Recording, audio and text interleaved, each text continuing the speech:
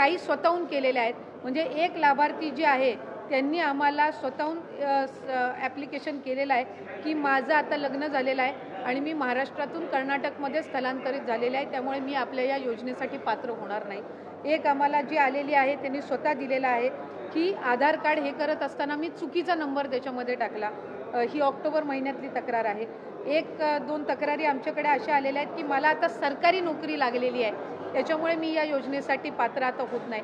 त्यामुळे आपण ज्या काही बाबी करत आहोत ह्या कंप्लेंट बेस्ड आहेत. कुठेही सरसकट स्क्रुटिनी ही आपण करणार नाही आहोत, हे मला आपल्या माध्यमातून सर्व माता भगिनींना निश्चितपणाने सांगायचं.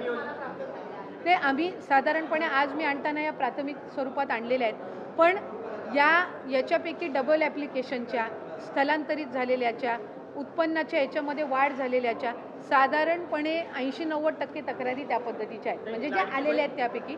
आणि त्याचं आम्ही एक जे काही त्या संदर्भातली योग्य तो विचार करून आम्ही या 5 बाबी आणि या 5 बाबी या आपण GRमध्ये नमूद केलेल्या आहेत. कुठंही आपण शासन निर्णयामध्ये बदल करत नाही आहोत.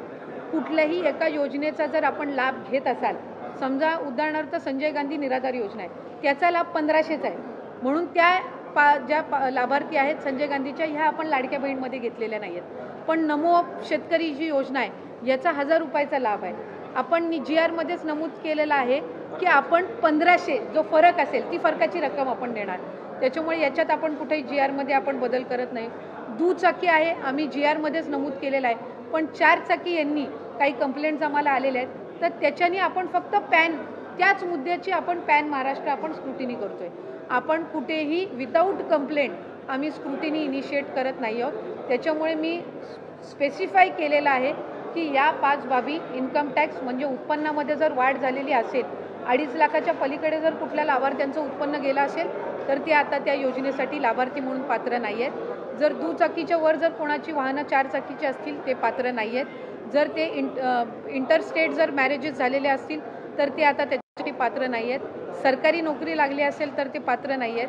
आणि आधार कार्ड आणि बँकचं हे जर नावामध्ये फरक असेल आणि त्यांनी ती लक्षात आणून दिलेली आहे तर ते पात्र नाहीत. पण याच 5 बाबींवर आपण पॅन महाराष्ट्र जी आहे ती आपण त्या संदर्भातली योग्य ती पावलं उचलत आहोत. साधारण ॲनालिटिकल जर बघायला गेलं तर आपण तक्रारी किंवा आपल्या स्थानिक प्रशासनाच्या देखील लक्षात आलेलं आहे की काही म्हणजे पात्रधारक नसतानाही काही लोकांच्या खात्यात पैसे जात आहेत. याची आकडेवारी टक्केवारी किती आहे, साधारण किती टक्के महिलांना यातनं वगळलं जाईल असं वाटतंय आज प्राथमिकरित्या, जेणेकरून सरकारचा निधी देखील वाचेल?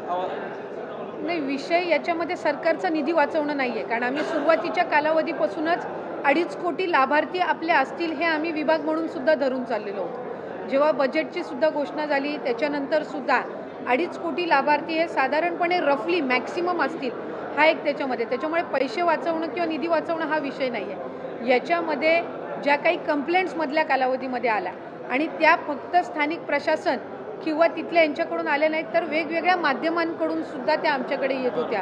कारण बरेचसे माध्यमं सुद्धा आम्हाला हे करायची की अशा काही स्थानिक पातळीवर आम्ही मीडियामध्ये ज्या वेळेला आम्ही चर्चा करत असतो त्यावेळेला अशा पद्धतीची जी रियालिटी तर त्यानुसार आपण जात आहोत. याच्यामध्ये कुठेही पैसे वाचवणं किंवा या सगळ्या बाबींचं हे नाही आहे. % आम्ही आत्तापर्यंत